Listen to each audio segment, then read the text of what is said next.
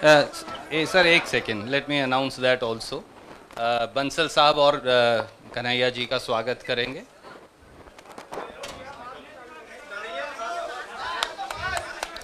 और मैं अब अनुरोध करूंगा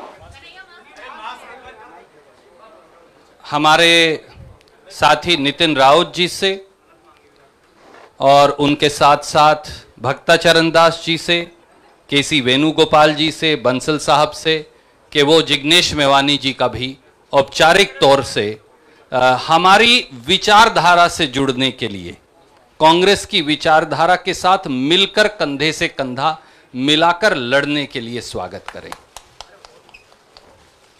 भैया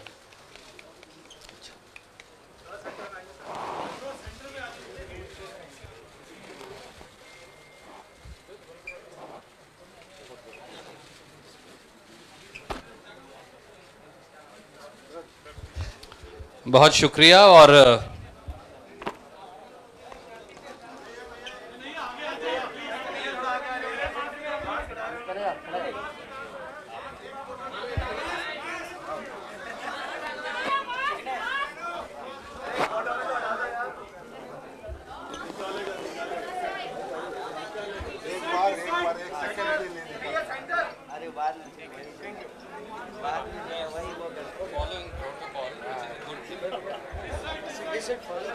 नहीं ठीक है, बिल्कुल, I am happy with it.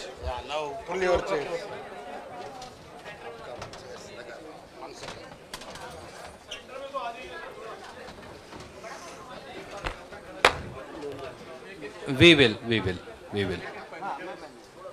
Will आप थोड़ा सा इंतजार कीजिए। और मैं अब अनुरोध करूंगा हमारे युवा साथी कन्हैया कुमार जी से कि वो अपनी बात आपके समक्ष रखेंगे। कन्हैया जी।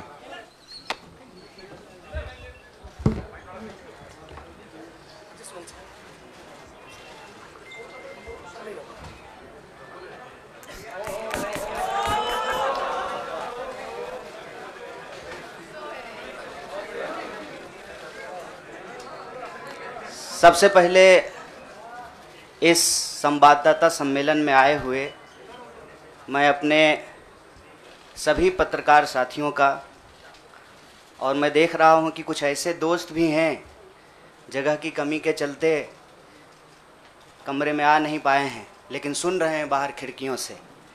मैं आप सबका स्वागत करता हूं।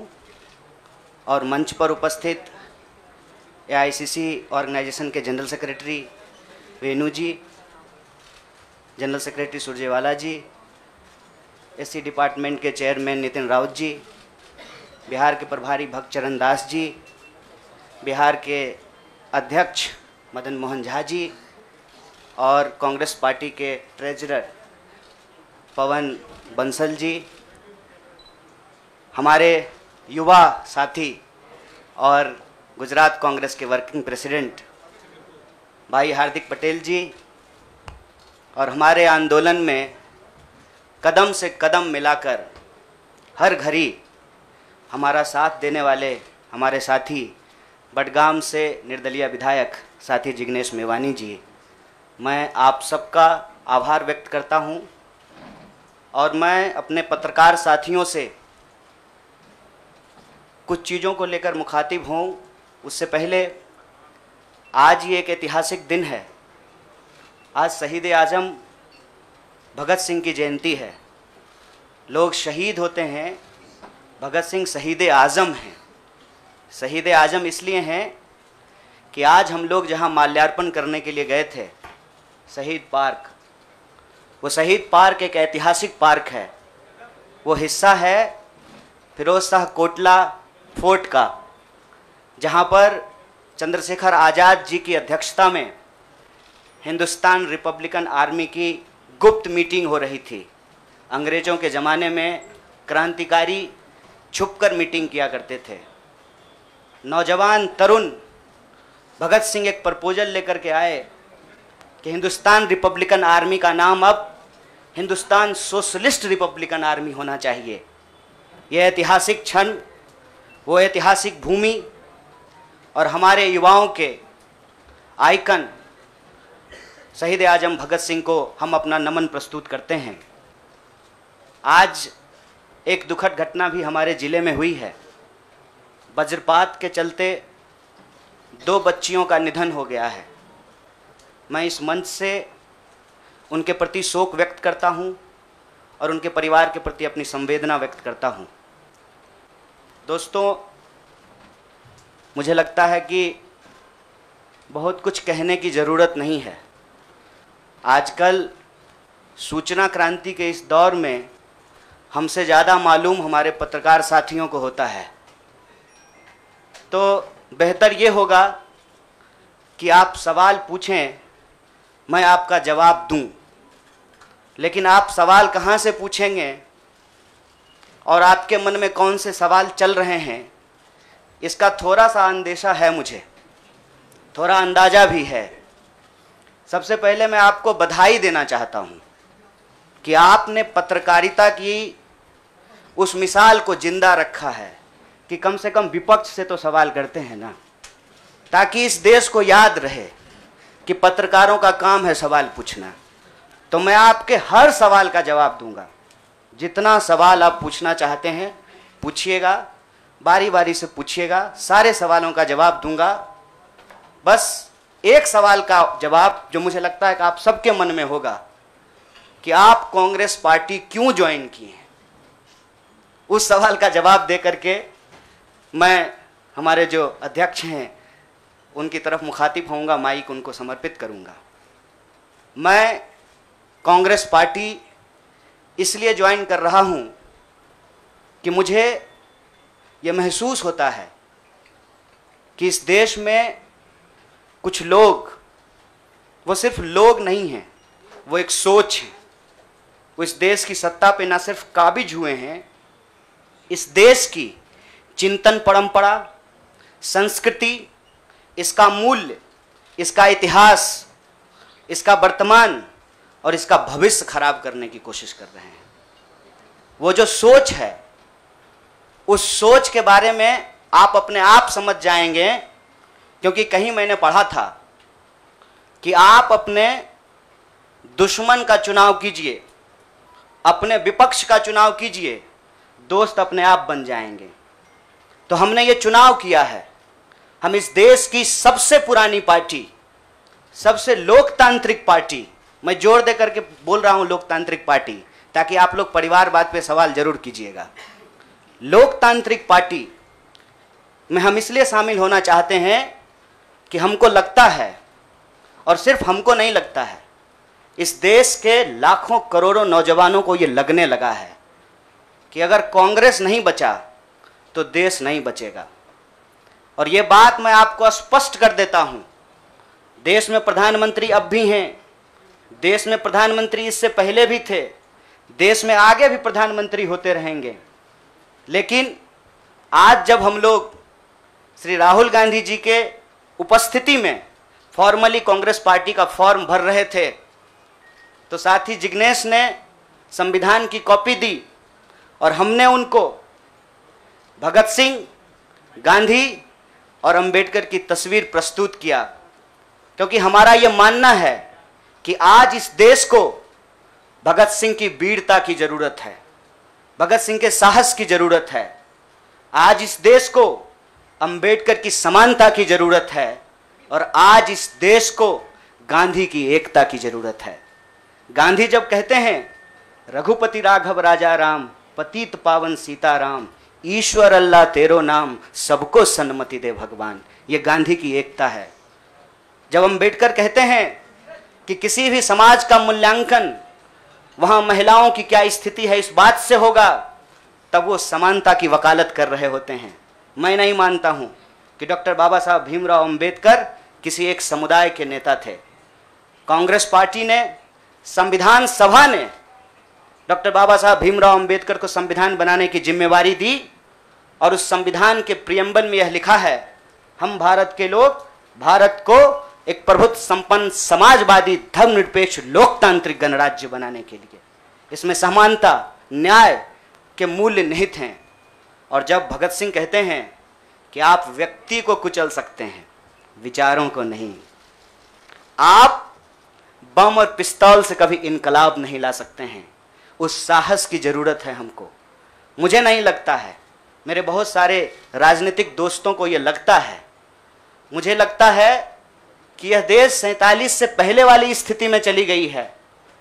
लेकिन जिनको लड़ना है उनके पॉलिटिकल इमेजिनेशन में आज भी हर कोई अपना अपना शोरूम बचाने के चक्कर में है। रे भाई, मॉल में आग लग गया है, दुकान बचाओगे? बस्ती में जब आग लग जाती है ना, बेडरूम की चिंता नहीं करनी चाहिए। आज हम इस मुहाने पे खड़े हैं कि इस देश के भीतर भारतीय होने की जो पहचान है, जिसमें बुद्ध निहित हैं, जिसमें कबीर निहित हैं, जिसमें नानक निहित हैं, जिसमें हर बार हर दौर में सत्ता से सवाल पूछने का साहस होता है, उस भारतीय चिंतन परंपरा को बचाने की जरूरत है। इसीलिए हम कांग्रेस पार्टी में शामिल हुए हैं कि कांग्रेस पार्टी वो पार्टी है जो गांधी की विरासत को लेकर के आगे चलेगा। कांग्रेस पार्टी वो पार्टी है जो सरोजनी नायडू के विचारों को लेकर के चलेगा। कांग्रेस पार्टी वो पार्टी है जो अम्बेडकर, नेहरू, अशफाक उल्लाह खान, शहीद आजम भगत सिंह और मौलाना अबुल कलाम आज़ाद के रास्तों पे चलेगा। हम जब भी समानता और बराबरी की बात करते हैं, यह कुछ व्यक्तियों तक सीमित नहीं है, यह भारतीय होने का इतिहास है। और इस भारतीय होने के इतिहास को अपने आप में यदि कोई समेटे हुए है तो देश की सबसे पुरानी पार्टी है। और जो लोग कह रहे हैं विपक्ष कमज़ोर हो गया है, यह सिर्फ विपक्ष के लिए चिंता की बात नहीं है। यह मैं नहीं कह रहा हूँ, कोई शास्त्र, कोई किताब उठा करके देख लीजिए। जब विपक्ष कमज़ोर हो जाता है, सत्ता तानाशाही रुख अख्तियार कर लेती है। इसीलिए देश की सबसे बड़ी विपक्षी पार्टी, मैं कोई गुनागणित नहीं कर रहा हूं, लेकिन मुझे यह बात सीधे तौर पे समझ में आ रही है कि देश के लोकसभा में 545 सीट हैं, 200 लगभग सीट ऐसे हैं जहां भाजपा के सामने कांग्रेस के अलावे कोई विकल्प नहीं है। मैं ये नहीं कह रहा हूं कि मेरी जिम्मेवारी सिर्फ एक पार्टी के लिए है, लेकिन जो पार्टी सबसे बड़ी पार्टी है, सबसे बड़ी विपक्षी पार्टी है, उस पार्टी को अगर नहीं बचाया गया, अगर बड़े जहाज को नहीं बचाया गया, छोटी छोटी कश्तियां भी नहीं बचेगी।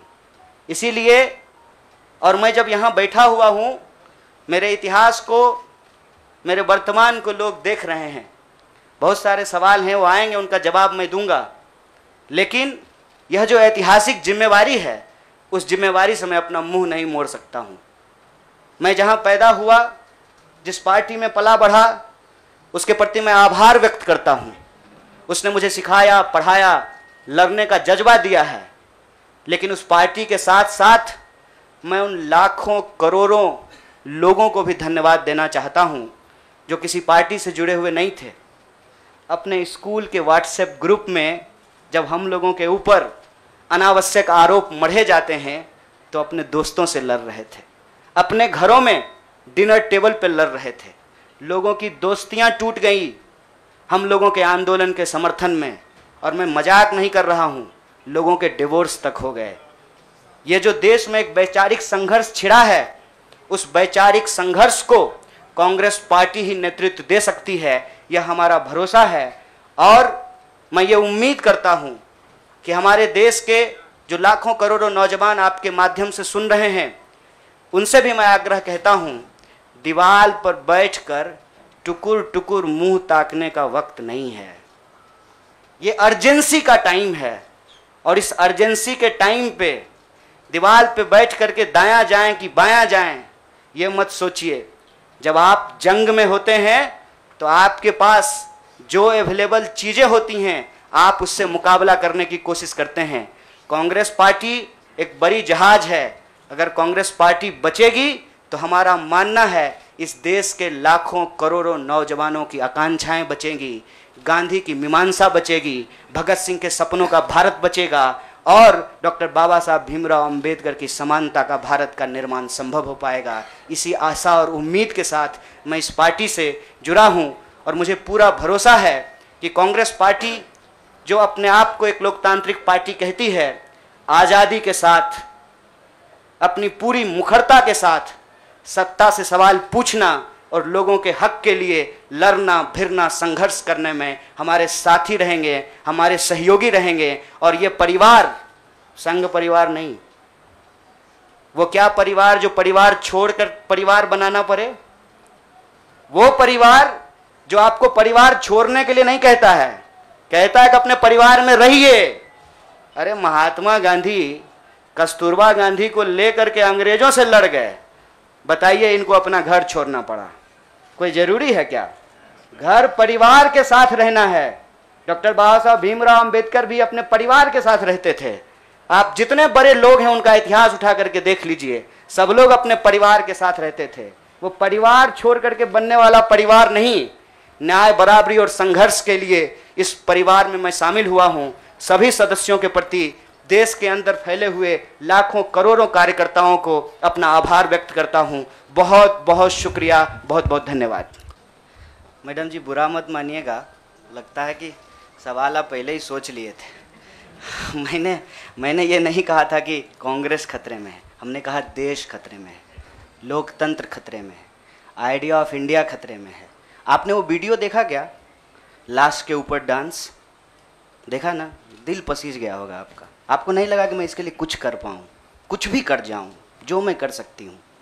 आप जब सुनती होंगी कि बलात्कार हो गया किसी महिला के साथ, आपका गुस्से से जो है ना पूरा शरीर कांप जाता होगा। देश खतरे में है। पार्टियां तो बनती रहेंगी, पार्टियों की कोई कमी है क्या? हर शाम पार्टी होती है इस देश में। पार्टी नहीं बचाना है, देश बचाना है। और देश बचाने की मुहिम में जो पार्टी रहेगी वो पार्टी भी बचेगी। और मुझे इस बात को कहने में कोई दो राय नहीं है। मैंने जितना इतिहास पढ़ा है अभी तक का एनसीईआरटी में जो लिखा हुआ है, अब अगले बार 2024 में क्या लिखा जाएगा नहीं पता। उसमें तो यही है कि देश को आज़ादी जो है वो महात्मा गांधी ने, सुभाष चंद्र बोस ने, सरदार वल्लभ भाई पटेल ने, क्या भाई हार्दिक, इन लोगों ने ही दिलाया ना। यही लोग लड़े थे। जो माफी मांगे वो बीड़ हो गए। आप सोचिएगा इसको। जो गोडसे को भगवान मानते हैं वो भाषण दे रहे हैं अमेरिका में जाकर के गांधी के ऊपर। हमारे गांव में एक गाना आता था, गांधी जी के भजन करे गांधी के हत्यारा। कितना अजीब लगता होगा आपको। देखिएगा वो फोटो जब हमारे देश के प्रधानमंत्री गांधी पे माल्यार्पण करते हैं। जीवन भर शाखाओं में कसम लिए होंगे कि गोडसे के सपनों का देश बनाएंगे और गांधी पे माला चढ़ा रहे हैं। See, I am not here to save the party. Please, I am respecting you. As a citizen, you can respect my right. देश खतरे में है। और ये सिर्फ मैं नहीं कह रहा हूं, ये मुझे लगता है आप भी सोचते होंगे। समझ रहे हैं, अंग्रेजी का वो फ्रेज है dancing on dead. Dead body पे कोई नाच रहा है। उस दिन खाना तो नहीं खाया गया। आप सोच के देखिए, आप इस पे विचार करके देखिए। मेरे गांव में अगर किसी की मौत हो जाए तो पूरे गांव में खाना नहीं बनेगा। हजारों लोग मर गए। देखे 71 वर्ष की उम्र में प्रधानमंत्री के लिए सोहर गाया गया। नया बच्चा जब पैदा होता है ना तो पूर्वांचल में सोहर गाते हैं लोग। प्रधानमंत्री बूढ़े हो गए हैं, उनके लिए सोहर गाया जा रहा है। तब जब अभी तुरंत लाखों लोगों की जान चली गई, ऑक्सीजन नहीं मिल रहा था, अस्पताल में बेड नहीं मिल रहे थे।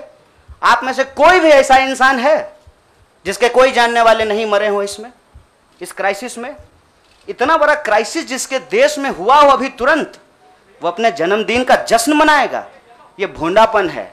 इस संस्कृति को बचाने की जरूरत है। और इस संस्कृति को बचाने के लिए मुझे लगता है कि कांग्रेस पार्टी में क्षमता मौजूद है। लोगों को यह बात पसंद हो या ना पसंद हो, हकीकत यह है कि पार्लियामेंट में सबसे बड़ी पार्टी कांग्रेस पार्टी है। इसीलिए इस पार्टी को यह जिम्मेवारी लेनी पड़ेगी और उस जिम्मेवारी को संभालने के लिए मैं यहां आया हूं।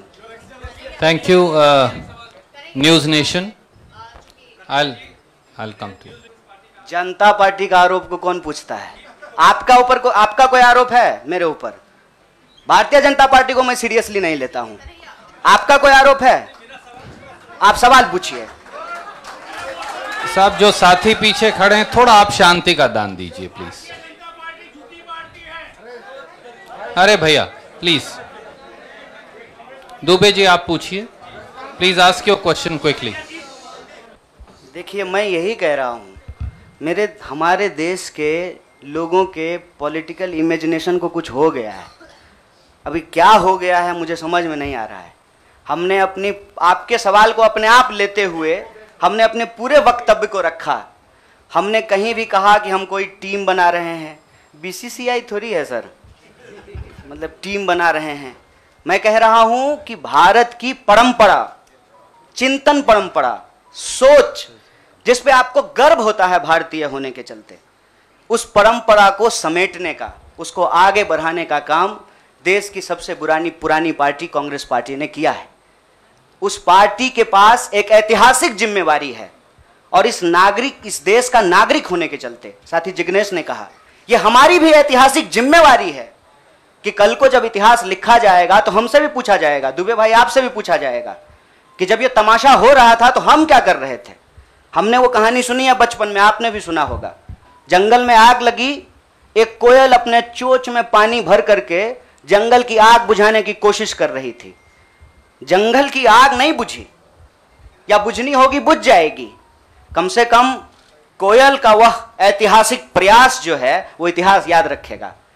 और ये जो आप कह रहे हैं ना, डूबती हुई नाव, देखिए कभी कभी ना इंसान को भ्रम होता है, जैसे टिड्डे को भ्रम होता है कि वो अपने पांव से आसमान टिका रखा है। हमको ऐसा कोई भ्रम नहीं है। मेरे अकेले से कुछ नहीं होगा। जब आप जुड़ेंगे, हम जुड़ेंगे, इस देश के संविधान में, आइडिया ऑफ इंडिया में भरोसा करने वाले लोग जो हैं, जिसको हम कहते हैं गांधी के सपनों का भारत, जिसको हम कहते हैं सर भगत सिंह के सपनों का भारत, जिसको हम कहते हैं डॉक्टर बाबा साहब भीमराव अंबेडकर के सपनों का भारत, जिसको हम कहते हैं बिरसा मुंडा के सपनों का भारत, सावित्रीबाई फूले के सपनों का भारत, श्री कृष्ण सिंह के सपनों का भारत, जगजीवन राम के सपनों का भारत, मौलाना अबुल कलाम आजाद के सपनों का भारत, उस भारत को बचाने की बात मैं कर रहा हूं। और सियासत, मैं बार बार कहता हूं, अगर सियासत सही होगी तो गलत लोग जो सत्ता पे काबिज हैं ना, मुझे भारत के लोगों पे बहुत भरोसा है। अरे हैं हम लोग थोड़ा सा आलसी, लेकिन जब आ गए ना अपने पे, 200 साल अंग्रेजों ने राज किया था, जब से भारत के लोग अपने पे आ गए ना, तो 1942 में भारत छोड़ो आंदोलन का जब नारा महात्मा गांधी ने दिया था, तो अंग्रेजों को भारत छोड़ करके जाना पड़ा था। और उस वक्त जो लोग अंग्रेज से पेंशन ले रहे थे, माफी मांग रहे थे, वो आज एनसीईआरटी की किताब बदल रहे हैं कि अपना नाम भी हम बीड़ों में लिखवा लें। इसीलिए मैं कह रहा हूं कि उस इतिहास को, उस चिंतन परंपरा को बचाने की जरूरत है। पार्टी अगर उस सिद्धांत पे चलेगी, संविधान के प्रियम्बल को रक्षा करने की कोशिश करेगी, पार्टी भी बचेगी और पार्टी सत्ता में भी आएगी। ऐसा मेरा उम्मीद है, ऐसे मेरी आशा है। Jainendra from ABP, can you please come forward and ask.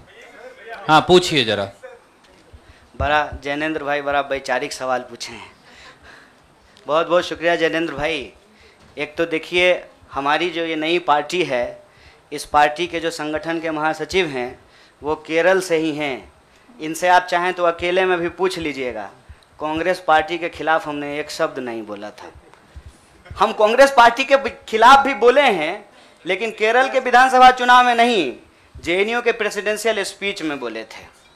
देखिए, हमको हमारा इतिहास पता है और हम यही कहते हैं, इतिहास को तोड़ा और मरोड़ा नहीं जा सकता है। इतिहास इतिहास होता है। इतिहास कोई कागज पे लिखे हुए शब्द होते हैं कि आप उसको जो है इरेजर से मिटा दीजिएगा। केरल के विधानसभा चुनाव में कांग्रेस पार्टी के खिलाफ नहीं बोले थे। आपने पूछा कि कब इसको आपको ऐसा महसूस हुआ। देखिए, महसूस तो मुझे राजनीति में आए हुए 18 साल हो गए हैं और मैंने हमेशा ये महसूस किया कि कहीं ना कहीं इस देश की जो राजनीतिक विरासत है वो भटक गई है। भूल भुलैया नहीं होता है, राइट लेफ्ट सेंटर घूमने लगा है और पता ही नहीं चल रहा है कि एक्चुअल आइडियोलॉजिकल पोजिशनिंग कहाँ है, उसके थ्रेड्स कहाँ पे हैं। तो मैं जैनेंद्र भाई, आपने वैचारिक सवाल पूछा है, एक ऐतिहासिक तथ्य आपसे साझा करता हूं। मैं ऑल इंडिया स्टूडेंट फेडरेशन का मेंबर था कल तक। वो ऑल इंडिया स्टूडेंट फेडरेशन 1936 में बना और उस इतिहास जाकर के देख लीजिएगा। उसका जो इनॉग्रल सेशन था, पंडित जवाहरलाल नेहरू का उसमें भाषण हुआ था और उस वक्त देश के जितने भी नौजवान थे, सुनने में थोड़ा अजीब लग सकता है हमारे कुछ साथियों को, लेकिन अपने विद्यार्थी के होने के ज़माने में अटल बिहारी वाजपेयी भी शामिल हुए थे, बाद में निकाल दिया गया था। मतलब अंग्रेजों के खिलाफ जो छात्रों का संघर्ष हो रहा था, सभी विचारधारा के लोग उसके सदस्य थे। और आपने जो वैचारिक सवाल पूछा कि आपको लेफ्ट के भविष्य के रूप में देखा जा रहा है, कौन कह रहा है कि लेफ्ट का भविष्य खराब हो गया है? व्यक्ति आते हैं और जाते हैं, संगठन हमेशा व्यक्ति से बड़ा होता है।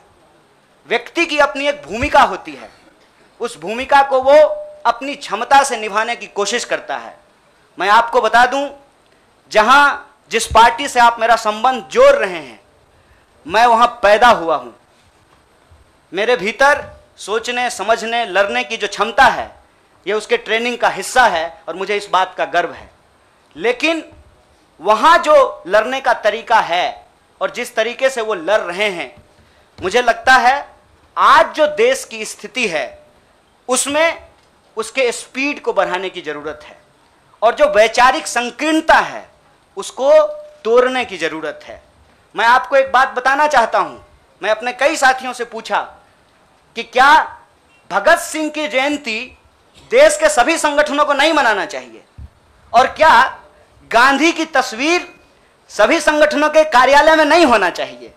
यह हमारा इतिहास है, यह हमारी विरासत है। कुछ लोग बहुत चालाकी से विचारधारा की खोल में यह जो हमारी ऐतिहासिक विरासत और परंपरा है, इसको आपस में उलझाने की कोशिश करते हैं। एक बड़ा पॉपुलर डिबेट है मीडियम और मीन्स का, साध्य और साधन का, हिंसा और अहिंसा का। तो मैं आपके सामने इस सदन के समक्ष यह बात कहता हूं, जब भगत सिंह कहते हैं कि बम और पिस्तौल इनकलाब नहीं ला सकता है, मतलब भगत सिंह हिंसा का निषेध कर रहे हैं, वायलेंस को निगेट कर रहे हैं। और जब बापू कहते हैं, महात्मा गांधी कहते हैं करो या मरो, मतलब वो व्यक्ति के ऊपर होने वाली हिंसा को स्वीकार कर रहे हैं और अहिंसा को निगेट कर रहे हैं। देश की अर्जेंसी क्या है, इस बात को समझिए। और देश की अर्जेंसी ये है कि आप पैदा कहीं भी हुए हों, अगर गांव में आग लगी है, आप अपने दरवाजे के बाहर डंडा लेकर के गेटकीपर बन करके खड़ा हो जाएंगे कि घुसने नहीं देंगे, निकलने नहीं देंगे, तो आपका घर भी नहीं बचेगा, बेडरूम भी नहीं बचेगा। इसलिए समझदारी इस बात में है कि आपसी जो नाराजगी है, आपसी जो वैचारिक मतभेद है, उसको किनारा कीजिए और बस्ती बचाने के लिए इकट्ठा होइए, क्योंकि ये देश हम सबका है। इसीलिए लेफ्ट राइट का जो क्वेश्चन है ना, वो अप्रासंगिक इसलिए हो गया है कि आज आपको वैसे आदमी के साथ सामना करना पड़ रहा है जो हमारे जमाने का गोविंदा है, ड्रेस बदलते रहता है।